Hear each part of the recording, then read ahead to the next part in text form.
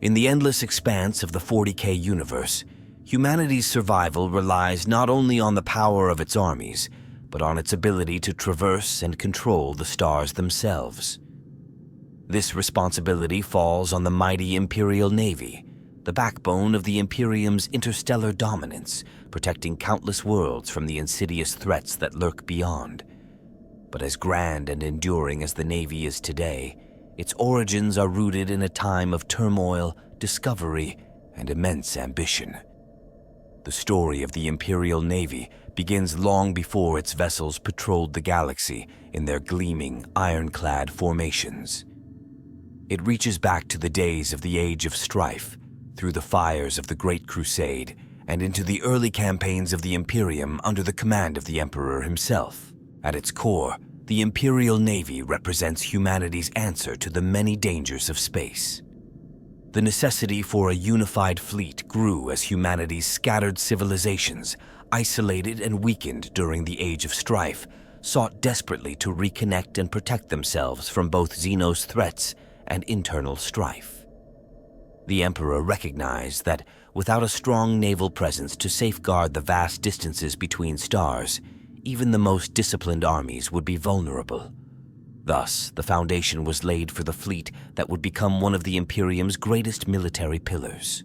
However, establishing a naval force capable of defending humanity on such a massive scale required unprecedented technological advancement, iron-willed leaders, and an unyielding resolve. In the early days, humanity's warships were crude and limited, many unable to withstand the horrors of warp travel or the ferocity of hostile forces. The Emperor's vision was not only to unify these fleets, but to create an armada capable of not just defending, but conquering, expanding the Imperium's reach across the stars. The journey from disjointed planetary fleets to the awe-inspiring Imperial Navy was fraught with challenges, alliances, and conflicts that forged its identity. Through ancient battles and costly lessons, this force grew, becoming both a symbol of the Imperium's strength and a grim reminder of the sacrifices required to protect humanity. As we delve into the origins of the Imperial Navy, we will explore how a scattered flotilla evolved into a dominant force, the pivotal figures who shaped its legacy, and the monumental events that carved its name into the stars. The Imperial Navy was born from the necessity to conquer and protect, but the minds and hands that shaped it were as varied as they were powerful. The architects behind the Navy's founding were not only brilliant leaders, but also visionaries, warriors, and tacticians. Their motivations were often personal, shaped by past conflicts, long-standing rivalries, and the drive to see humanity reign supreme among the stars. These individuals and factions, bound together by fate and purpose, were pivotal in shaping the Navy from mere fleets into the unified force it would become. At the center of this formative era stood the Emperor of Mankind, a figure of unparalleled ambition and foresight. Even during the early days of the Unification Wars on Terra, he recognized the necessity of a naval force capable of carrying his forces across the galaxy.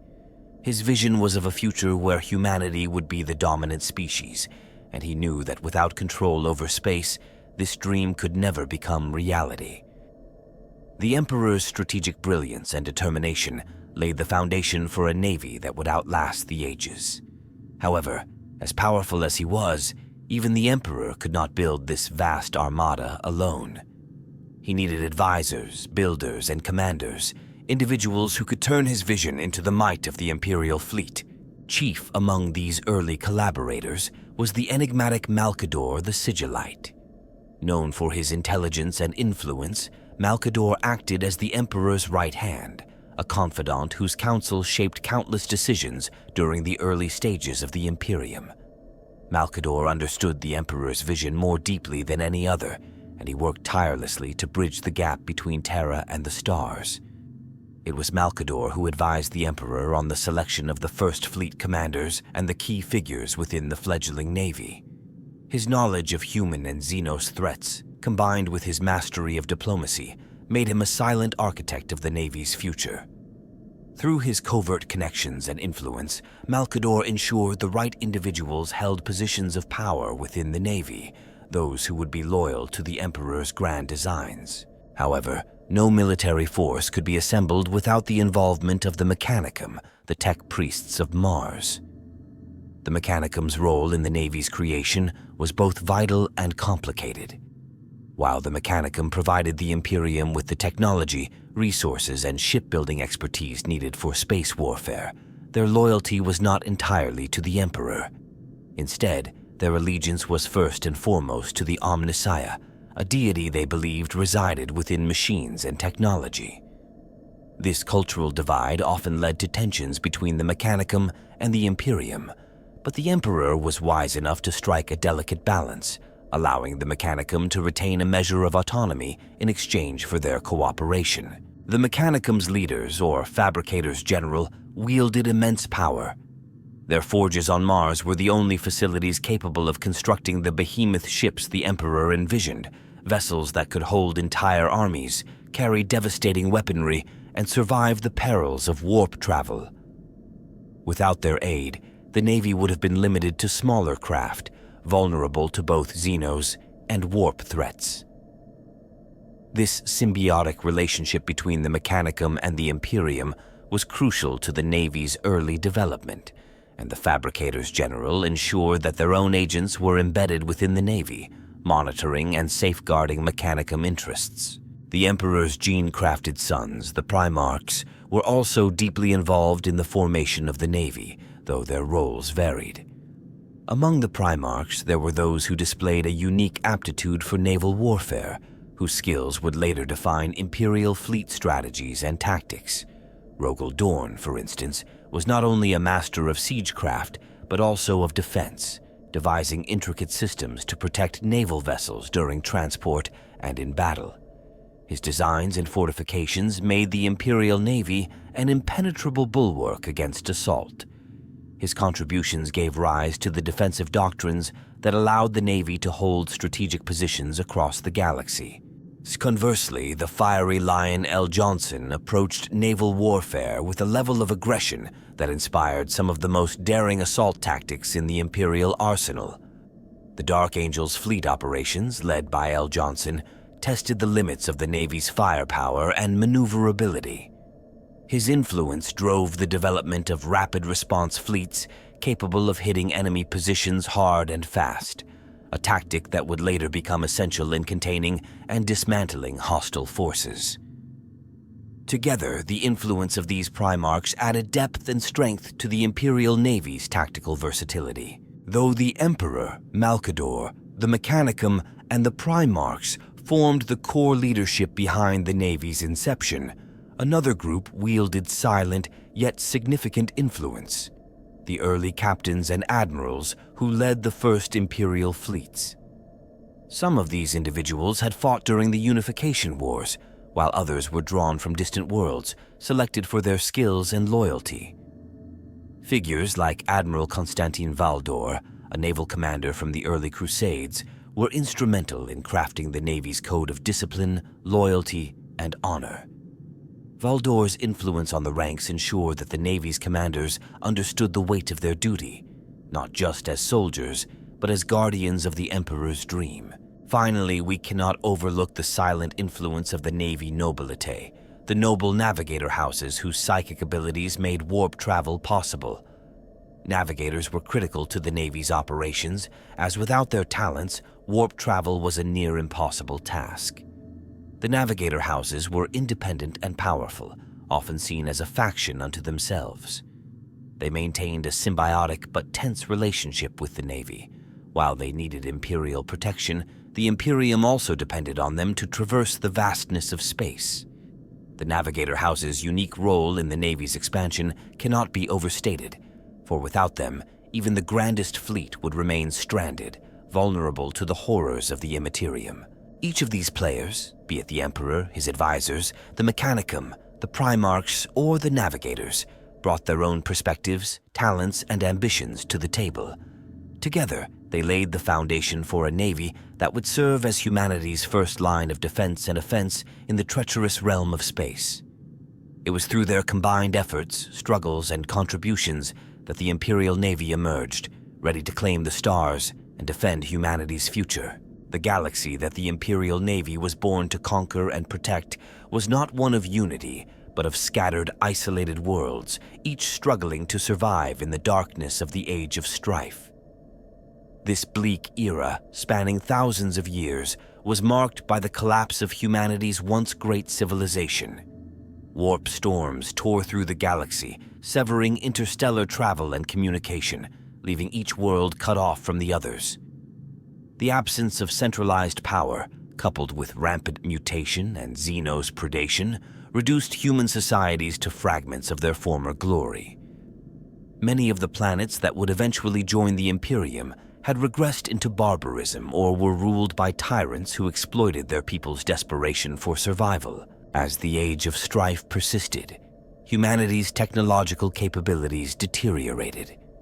The complex machinery and warp-based technologies that once allowed seamless travel between worlds became relics, too poorly understood to be maintained, let alone improved. This lack of comprehension led to reliance on superstition and ritual over scientific knowledge. The few worlds that retained some measure of advanced technology clung to it fiercely, guarding their secrets and knowledge from others. Meanwhile, isolated planets had no choice but to fend for themselves against alien threats, warlords, and the horrors of the warp. Humanity had lost its unity, and without a powerful force to reconnect them, the galaxy remained a fractured and dangerous place. But there was one group that resisted the complete collapse of interstellar travel: the Navigator Houses.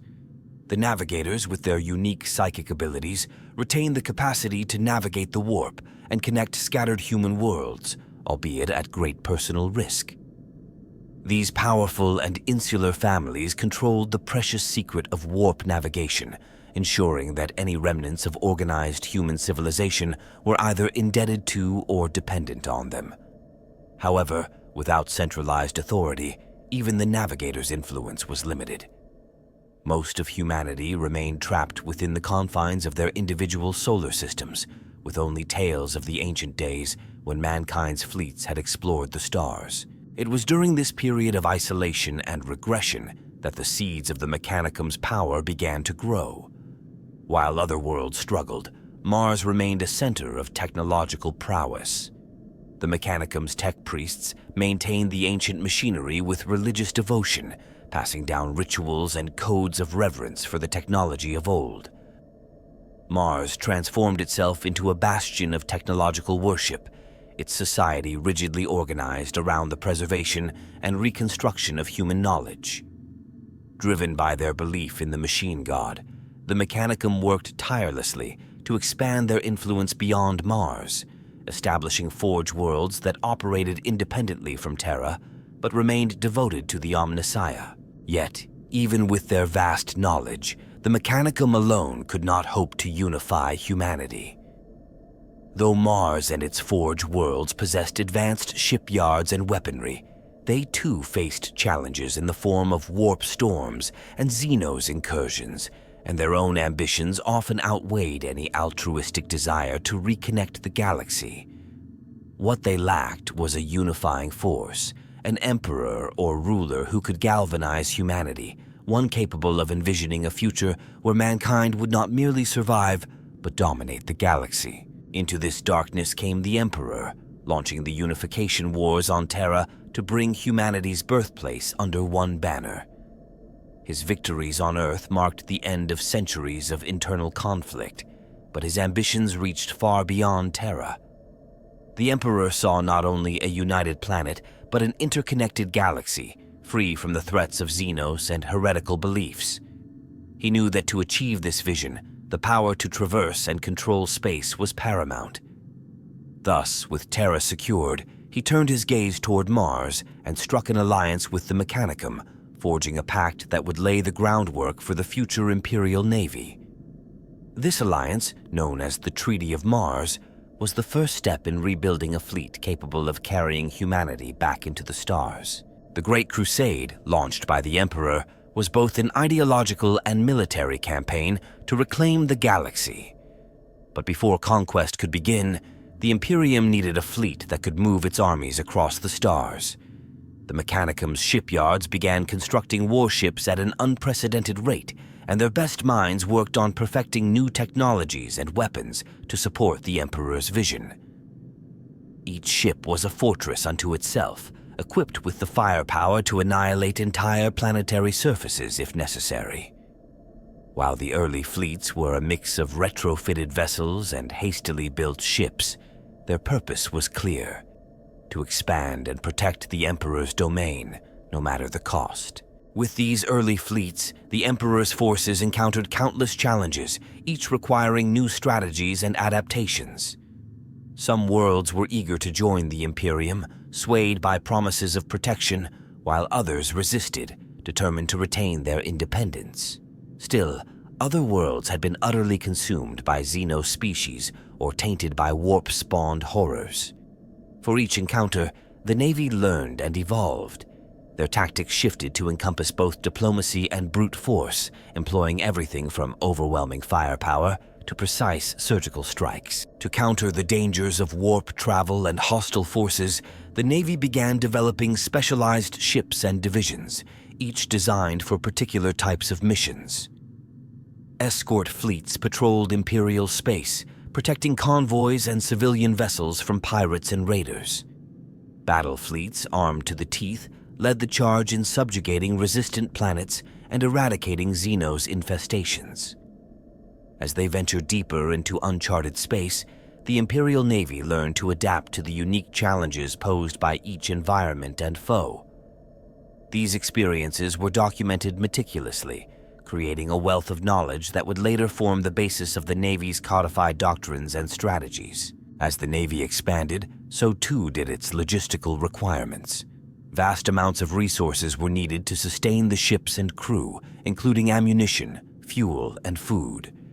Entire planets were designated as supply worlds, tasked with producing and distributing these essential materials. Forge worlds under the Mechanicum's control became centers of production for ship components and weaponry, churning out everything from plasma cannons to intricate hull plating. A network of logistics and supply lines was developed, stretching across the expanding territories of the Imperium. Every resource, every shipment, was vital, as the Navy's survival depended on the constant flow of supplies. This logistical backbone allowed the Navy to maintain its momentum, pushing ever forward in the Emperor's name. The Mechanicum's support in creating the Navy extended beyond mere shipbuilding. Their engineers and tech priests accompanied the fleet, performing essential maintenance on vessels far from Mars. Each fleet carried contingents of Mechanicum personnel who treated the ships as holy relics and conducted rituals to keep the machine spirits of each vessel appeased. These tech priests viewed their work as a sacred duty, ensuring that every component functioned optimally in the Emperor's Grand Crusade. In time, this relationship grew into a deeply interwoven partnership, where the Mechanicum's spiritual reverence for technology meshed with the Navy's operational needs. As the Great Crusade continued, so did the need for a diverse array of ships and specialists. Frigates and destroyers provided speed and maneuverability, while cruisers and battleships delivered devastating firepower. The fleets became increasingly complex, with each class of ship serving a unique purpose within the broader strategy. In battle, these ships worked in harmony, their combined firepower capable of overwhelming even the most resilient planetary defenses. Some vessels were designed as carriers, transporting Space Marine legions, Imperial Guard regiments, and equipment across vast distances. Others, like the mighty battleships, were constructed to act as command centers, their bridges housing the Navy's top strategists and commanders. As the Imperium grew, so did the galaxy's response. Not all species and factions were content to stand aside as humanity expanded.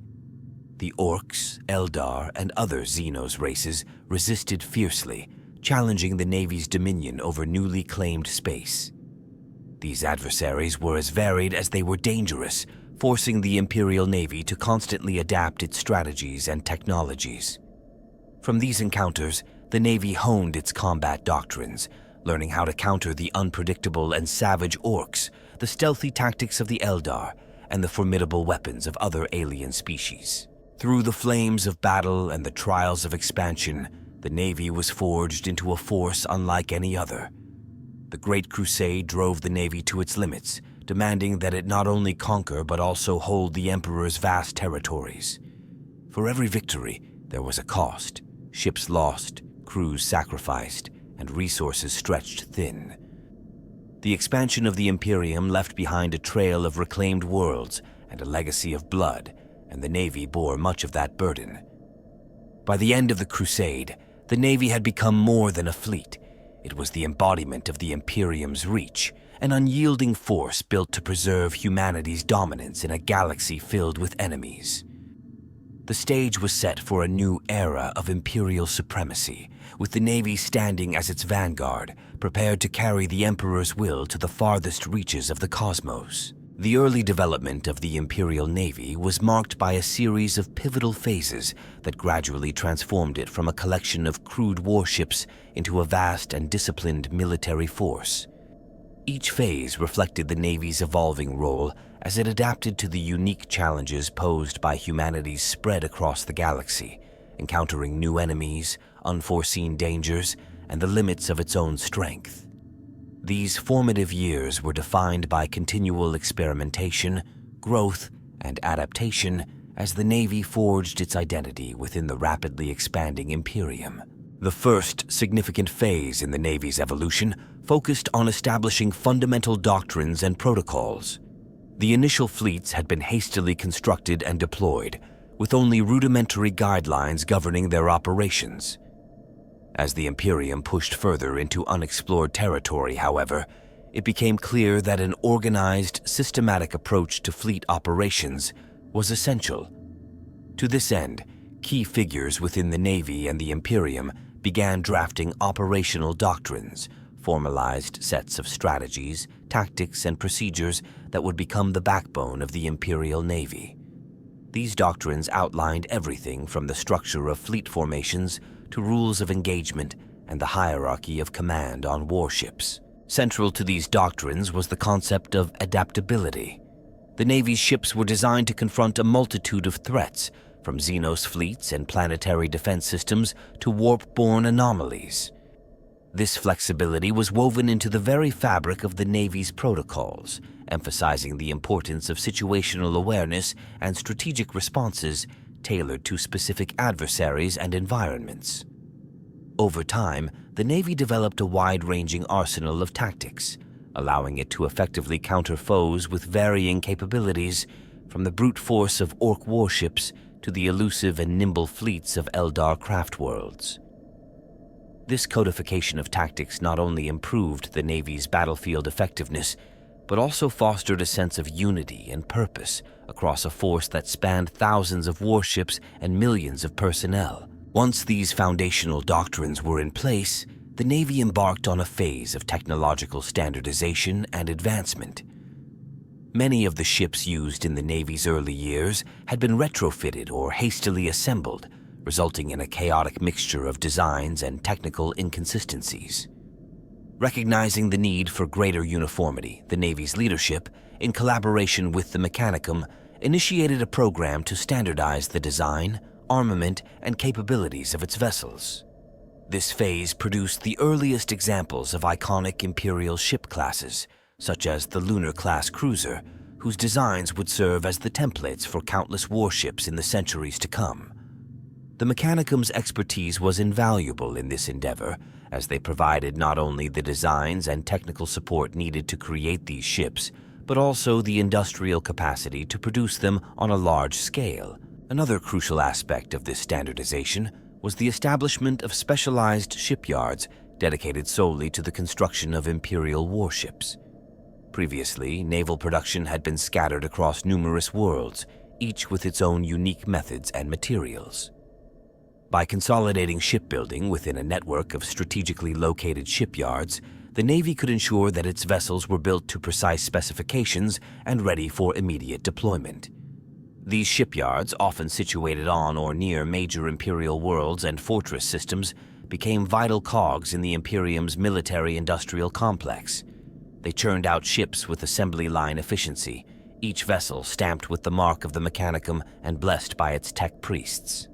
With these technical foundations laid, the Navy entered a period of tactical experimentation and refinement, adapting its methods in response to the realities of warfare across diverse and hostile environments. As Imperial fleets encountered the defenses of well-fortified worlds, the need for siege warfare capabilities became apparent.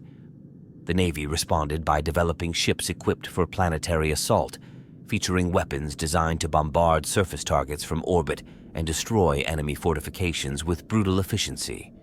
In addition, specialized boarding craft were introduced, allowing Imperial forces to storm hostile vessels or space stations in close-quarters combat.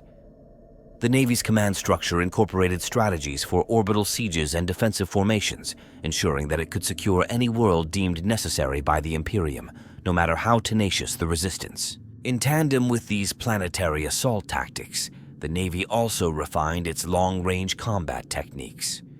The necessity of engaging enemy vessels at extreme distances led to advancements in targeting systems and weapons that could deliver devastating blows before the enemy even had a chance to retaliate.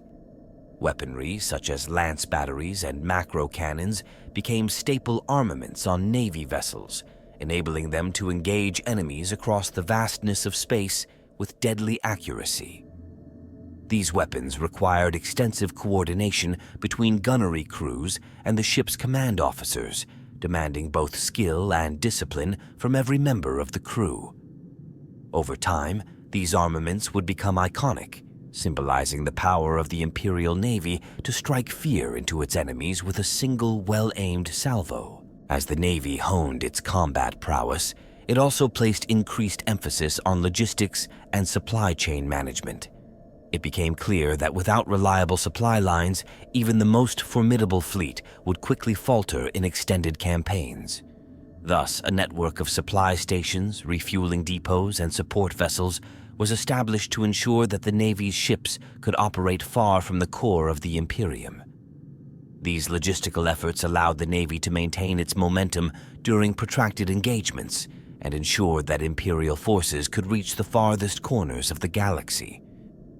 The establishment of these supply lines also facilitated communication across vast distances, enabling the Navy to coordinate fleet movements, relay orders, and respond to new threats with unprecedented speed and efficiency. The next stage in the Navy's development saw the integration of specialist forces, both human and non-human, into its ranks. The Navy's early years had relied heavily on standard troops and naval personnel, but as the Imperium expanded, it became clear that certain missions required individuals with unique skills and capabilities. This phase saw the formal incorporation of elite forces such as the Imperial Guard, who could be deployed from Navy vessels for ground operations. Likewise, select fleets were equipped with contingents of Space Marines, who could strike with terrifying precision and serve as both shock troops and highly adaptable ground forces. The inclusion of these forces added a new dimension to the Navy's combat capabilities, allowing it to exert control not only in space, but also on planetary surfaces. The Navy's ranks were further bolstered by the addition of astropaths and psychers, who provided critical support in the form of psychic communication and warp navigation. Astropaths played an essential role in maintaining communication across the Imperium's vast territories, using their psychic abilities to transmit messages through the warp over distances that would be impossible to bridge by conventional means. Meanwhile, psychers contributed to warp navigation, enhancing the fleet's ability to traverse dangerous and unpredictable warp routes. Though their presence came with inherent risks, their contributions were invaluable, allowing the Navy to reach worlds that would otherwise remain beyond its grasp. A later phase of development came with the Navy's establishment of a formalized officer corps, which brought structure and professionalization to its leadership. Early fleet commanders had often been chosen for their bravery or loyalty, but as the Navy grew, it became apparent that a more rigorous system was required to produce competent and disciplined officers. Naval academies were established on key Imperial worlds, where prospective officers underwent extensive training in strategy, tactics, and fleet command. These academies cultivated a new generation of leaders who were well versed in the Navy's doctrines and prepared to assume command in the Emperor's name. Graduates from these institutions brought with them a sense of duty and professionalism that became a defining characteristic of the Imperial Navy's culture. As part of this officer corps reform, a standardized hierarchy was introduced, ensuring clear chains of command and consistent operational oversight. Admirals, captains, and other ranks were established, each with defined roles and responsibilities.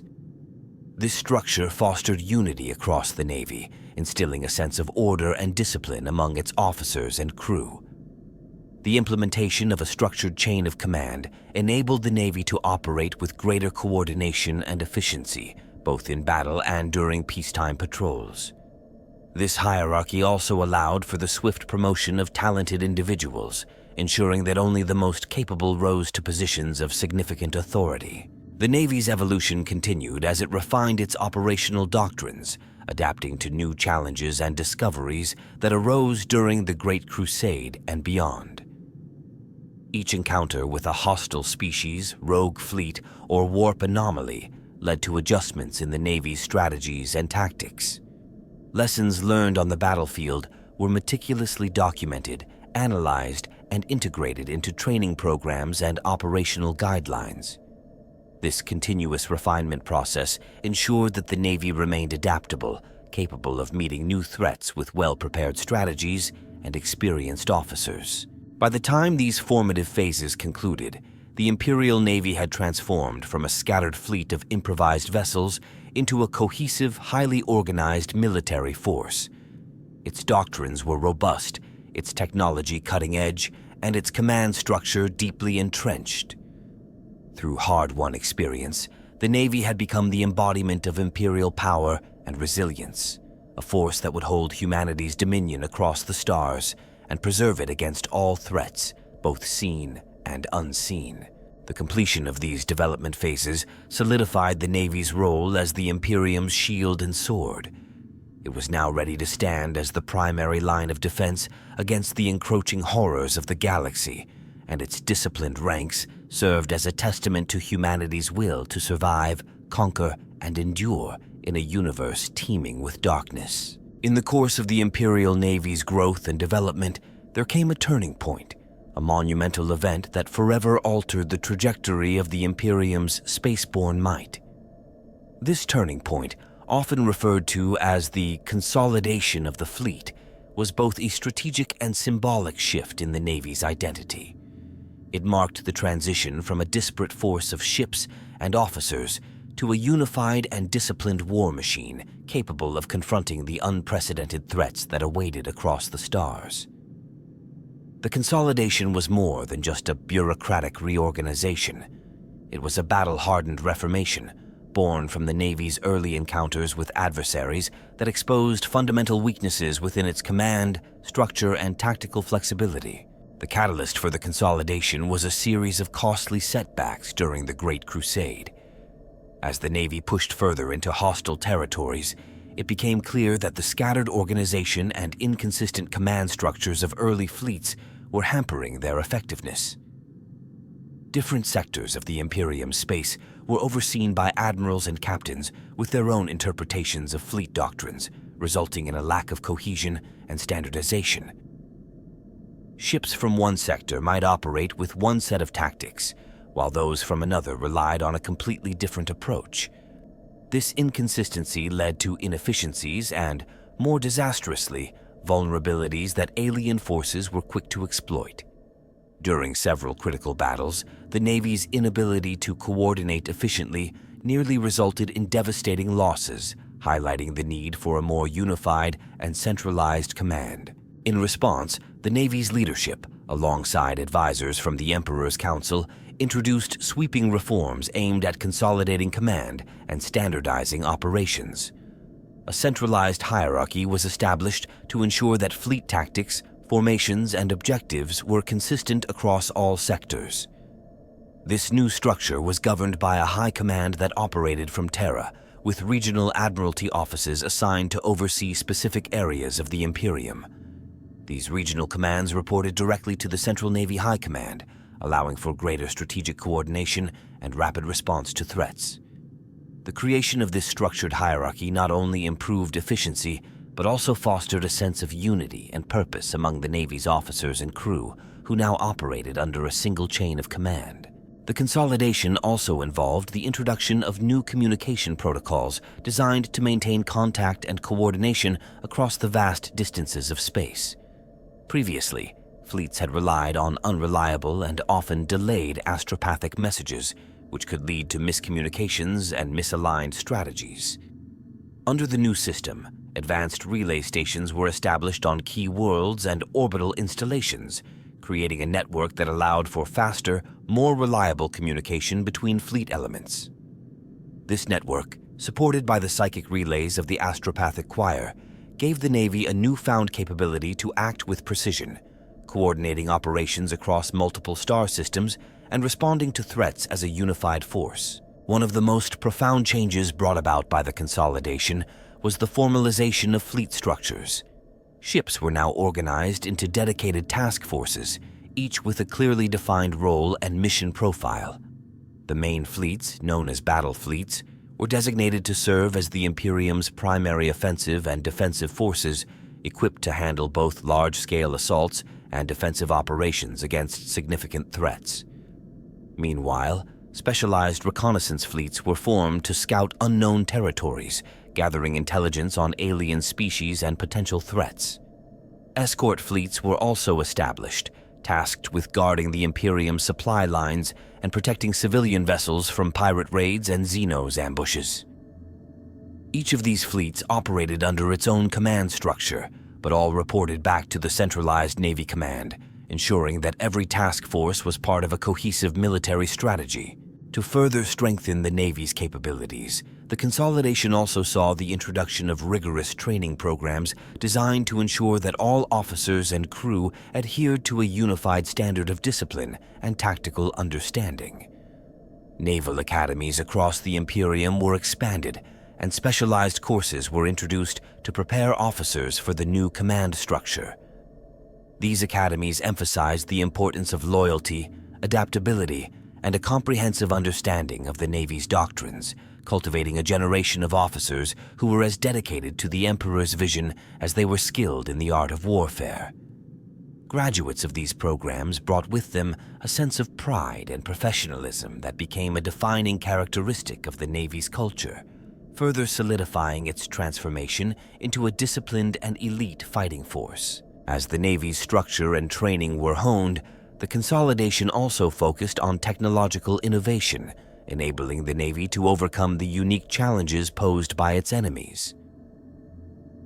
New ship designs were introduced, incorporating advancements in weaponry, shielding, and warp drive technology. The Mechanicum, ever devoted to the pursuit of knowledge and the perfection of the Imperium's machines, played a critical role in these developments. Their forges produced advanced power sources, reinforced hull materials, and weapons capable of penetrating the shields and armor of even the most formidable adversaries. One particularly important innovation was the development of the Nova Cannon, a massive weapon capable of delivering a single, catastrophic blast that could shatter enemy formations. Such innovations gave the Navy a formidable arsenal that further cemented its status as the Imperium's shield and sword. The Navy's new capabilities were soon put to the test in a series of brutal engagements with hostile alien species and rebellious human worlds. These conflicts, known collectively as the Consolidation Wars, were fought across a wide swathe of the Imperium's territory, pitting the Navy against foes that ranged from massive Xenos fleets to entrenched planetary defenses. Each battle served as a proving ground for the Navy's new structure, strategies, and technologies. The early stages of these wars were marked by intense struggles as the Navy adapted to its reformed tactics and chain of command. However, as the Navy's officers and crew became more accustomed to the new protocols, they began to achieve stunning victories, demonstrating the effectiveness of the reforms. One of the most significant battles of the Consolidation Wars took place in the Osiren sector, where a formidable alliance of Xeno species had constructed a fortress system to block the Navy's expansion. The Xenos forces, well versed in defensive warfare, had fortified a chain of planets and asteroids, each protected by overlapping energy fields and heavily armed space stations. The Navy's initial attempts to penetrate this defense line were met with fierce resistance, and several Imperial ships were lost to coordinated strikes by Xenos warships and planetary defense batteries. It was here that the Navy's centralized command and specialized task forces proved invaluable. With precise coordination between battle fleet elements, the Navy launched a multi-pronged assault, targeting weak points in the Xenos defenses and cutting off their supply lines. After weeks of relentless bombardment and tactical maneuvers, the Xenos fortresses were breached, and the Navy secured a decisive victory that allowed the Imperium to claim the sector. The success in the Osiren sector was a defining moment, validating the Navy's reformation and cementing the importance of the consolidation. Other victories followed, as the Navy's newfound coordination and firepower allowed it to overwhelm enemies that had once posed insurmountable threats. These victories were not achieved without sacrifice, and many brave sailors and officers gave their lives in service to the Emperor's cause. Their losses served as somber reminders of the Navy's duty and the high price of humanity's expansion. The memory of these battles became embedded in the Navy's traditions, forming the core of its identity as a force that would defend the Imperium at any cost. The consolidation also had a profound impact on the Navy's relationship with other branches of the Imperium's military. The Imperial Army and the Navy, previously operating with minimal cooperation, began to work in close coordination with joint training exercises and shared operational doctrines. This cooperation extended to the Legiones Astartes, who often relied on the Navy's ships for transportation across the galaxy. The Navy's integration into the broader military structure of the Imperium enabled it to participate more effectively in combined arms campaigns, where fleets, ground forces, and space marines worked in unison to achieve the Emperor's objectives. Through the reforms of the Consolidation, the Imperial Navy emerged as a truly formidable force, one capable of defending the Imperium's vast territories and enforcing its will across the stars. The battles fought and the lessons learned during this period of reformation would shape the Navy for millennia to come. Its centralized command, standardized fleets, and highly trained officers became the hallmarks of the Navy's identity, setting it apart as an institution that would stand the test of time. In the aftermath of the Consolidation Wars, the Imperial Navy was no longer a fragmented armada, but a unified and cohesive force, capable of waging war on a galactic scale. It was a transformation that would echo throughout the history of the Imperium, forging the Navy into a bulwark against the darkness that lay beyond human-controlled space. The Consolidation had changed everything. It was a turning point that ensured the Navy's place as a central pillar of the Imperium's strength, ready to face any challenge in defense of humanity's future. The immediate consequences of the Imperial Navy's rise were profound, reshaping the very fabric of the Imperium and solidifying its place as humanity's ultimate line of defense against countless external and internal threats. With the Imperial Navy now fully unified and battle-tested, its presence spanned the galaxy, establishing itself as both a symbol of Imperial power and a tool of relentless control. But as the Navy carved its legacy among the stars, its reach extended beyond mere warfare. It came to influence commerce, governance, and the technological advancements that would define the Imperium's civilization for millennia. The newly formed Imperial Navy not only projected power, but became a force of stability, imposing order across far-flung sectors where law was often as distant as Terra itself. By patrolling key trade routes and establishing protected lanes through warp space, the Navy secured vital connections between worlds, facilitating the movement of resources, people, and information across the Imperium. With this infrastructure in place, planets that had once struggled in isolation flourished under the Navy's watchful protection, enabling trade and communication to flow freely. The Navy's control over these routes ensured a steady influx of goods and materials, which was essential to sustain the Imperium's armies, feed its countless populations, and fuel the forges of the Mechanicum. But the Navy's influence extended far beyond maintaining order. It enforced Imperial compliance and loyalty among the countless worlds it now protected. Governors, planetary leaders, and local authorities understood that defiance against the Imperium's decrees would summon a fleet to their orbit, bringing swift and uncompromising consequences. The Navy's warships, bristling with weapons of unimaginable power, served as a constant reminder of the Imperium's authority. This deterrence created an atmosphere of obedience and cooperation, binding disparate cultures, factions, and planetary governments under a single rule.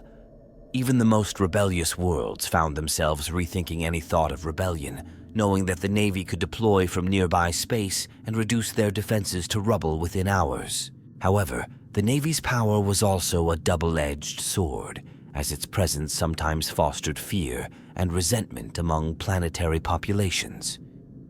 Despite their protection, many felt that the Navy's shadow was too heavy, stifling autonomy and breeding resentment among the governed. While most planets adhered to the Imperial creed, those who chafed under its rule were well aware that the Navy's intervention could be as merciless as it was swift. For the Navy, these internal tensions became yet another challenge to manage, as maintaining order required a careful balance of intimidation and loyalty.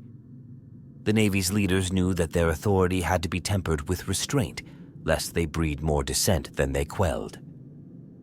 This delicate balance of power, threat, and protection became a cornerstone of the Navy's political influence, shaping its role as both guardian and enforcer of the Emperor's vision. While the Navy's immediate role as a protector and enforcer was clear, its influence on the Imperium's technological landscape was equally profound. The need to maintain, repair, and improve the vast array of warships required constant innovation. The Mechanicum, in their partnership with the Navy, made considerable advancements in everything from warp engines to shipborne weaponry. For centuries, new prototypes and experimental technologies were tested aboard Navy vessels, making them crucibles of technological progress. Each voyage became an opportunity to trial new systems, weapon calibrations, and navigational tools, with the results carefully documented and integrated into the broader arsenal of the Navy's vast fleet. One such breakthrough came in the development of defensive shielding technology. As the Navy's reach extended into more dangerous sectors, encounters with hostile alien species and chaotic warp phenomena became increasingly common. To protect against these threats, the Mechanicum and Navy engineers collaborated to create advanced void shields, energy barriers capable of absorbing staggering amounts of firepower. These void shields could envelop entire warships, providing crucial protection against both energy-based and projectile attacks. This defensive innovation proved invaluable, as it allowed Imperial ships to engage enemies at closer ranges without immediately risking destruction, granting the Navy a significant advantage in prolonged engagements. Moreover, the Navy became a testing ground for new tactical doctrines and operational techniques that would later be adopted across the Imperium's other military branches. With the development of orbital bombardment technologies, for example, the Navy pioneered methods of rapid planetary assault, perfecting tactics that allowed it to neutralize ground defenses and secure footholds on hostile worlds. These techniques soon became standard practice, employed by the Imperial Guard and Space Marine legions, who relied on the Navy's orbital supremacy to ensure safe landings and the swift subjugation of enemy forces. The Navy's role in establishing and refining these tactics not only reinforced its importance within the Imperial war machine, but also shaped the broader strategic thinking of the Imperium itself. Alongside these tactical advancements, the Navy's collaboration with the Mechanicum led to new breakthroughs in the field of augmetics and bioengineering. To maintain peak performance, many Navy personnel, particularly those in high-stress roles such as gunnery crews and navigators, underwent augmentation, enhancing their physical and mental capabilities. These augmentations ranged from neural implants that improved reaction times to mechanical enhancements that increased endurance and allowed crew members to operate in the extreme conditions of space combat. These advancements ensured that Navy personnel could withstand the intense demands of interstellar warfare, while also setting a precedent for the use of bio-augmented soldiers within the broader Imperial military. As the Navy's influence grew, so too did the tales of heroism and villainy that surrounded its officers and crew. Over the years, the Navy produced legendary figures whose actions would be remembered for generations, shaping the myths and morale of the Imperial populace. Admirals and captains who led fleets to victory in the face of overwhelming odds became symbols of courage and loyalty, their deeds celebrated in tales and records that spread throughout the Imperium. Figures such as Admiral Voss, who famously defended the Segmentum Solar from a Xenos incursion, became household names, immortalized in Imperial propaganda as exemplars of duty and valor. Yet for every hero, there were also those who fell from grace, their ambition or corruption leading them down dark paths. Stories of rogue admirals who turned against the Imperium, using their fleets for personal gain or rebellion, served as cautionary tales of the dangers that came with power. One infamous example was Lord Admiral Kalin, whose thirst for power led him to seize control of an entire star system, declaring himself its ruler and attempting to defy Imperial authority. The Navy's response was swift and merciless, dispatching a fleet to crush Kalin's rebellion and restore order. These cautionary tales were spread across the Imperium as reminders of the Navy's power and the price of betrayal. While the Navy fostered loyalty and discipline among its ranks, these stories of both valor and villainy underscored the complex nature of its influence. The Navy was a force for order and stability, but it was also an institution where ambition could fester and grow, sometimes to the detriment of the very empire it served. This duality, the capacity for both heroism and treachery, became a defining aspect of the Navy's character, making it not just a military force, but a symbol of the Imperium's struggle to control the powerful and dangerous forces within its own ranks. Finally, the Imperial Navy's emergence as a dominant force introduced mysteries and questions that would intrigue historians, strategists, and the wider populace for generations to come. The vastness of the galaxy and the reach of the Navy meant that there were regions and incidents that defied explanation. Stories of ghost ships drifting through space, lost vessels that reappeared centuries after their disappearance, and encounters with inexplicable warp phenomena were whispered among the Navy's ranks. These tales, though often dismissed as superstition, held a measure of truth, for the warp was a realm of chaos, and space itself held secrets that even the Navy's technology could not unravel. One of the most enduring mysteries surrounded the so-called lost fleets, a collection of ships that had vanished under unexplained circumstances, often during warp transit. These fleets, sometimes carrying thousands of crew members, disappeared without a trace, leaving behind only questions and theories. Some claimed that they had been claimed by the warp, trapped in an endless cycle of time and space distortion. Others believed that they had been taken by Xenos forces, lost to the Imperium forever. On rare occasions, fragments of these fleets would reappear, drifting back into known space with no survivors, their systems dark and their hulls bearing scars of battles with unknown enemies. The mysteries of these lost vessels became part of the Navy's legend, a testament to the dangers of exploring a galaxy fraught with peril. In the end, the Navy's legacy was one of both triumph and enigma. It was a force that protected humanity, yet also embodied the dangers and uncertainties of space. Its technologies pushed the boundaries of human knowledge, its officers became symbols of courage and ambition, and its reach secured the Imperium's farthest worlds. But for all its power and prestige, the Navy was still vulnerable to the unknown forces that lay hidden among the stars, forces that could challenge even the might of the Imperium's greatest fleet. Through its heroic feats, technological advancements, and complex relationship with the Imperium, the Imperial Navy had become more than a military force. It was a symbol of humanity's will to endure and expand, a force that would continue to evolve and adapt in the face of a galaxy that defied understanding. Its mysteries and legends, woven into the fabric of the Imperium's history, would inspire awe and caution for as long as its ships sailed the void, navigating the thin line between order and the chaos that lay beyond.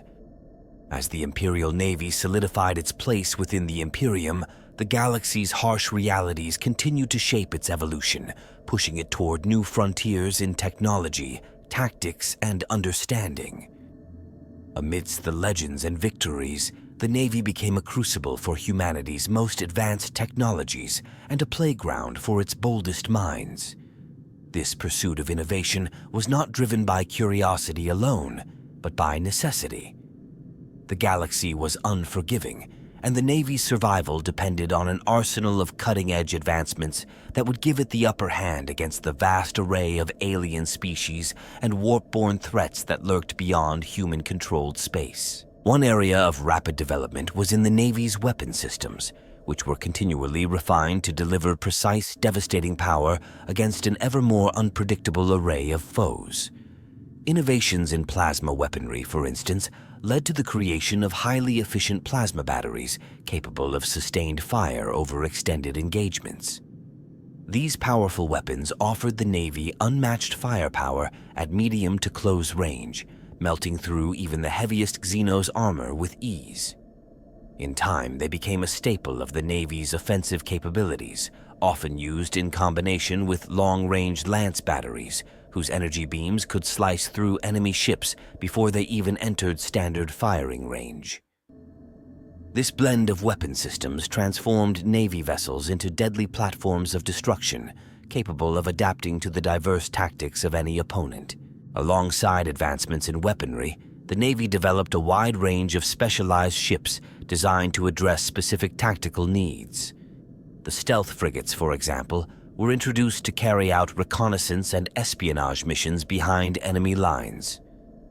Equipped with advanced cloaking technologies and augmented with systems to mask their warp signature, these frigates could traverse hostile territories undetected, gathering intelligence and even launching preemptive strikes against vulnerable targets.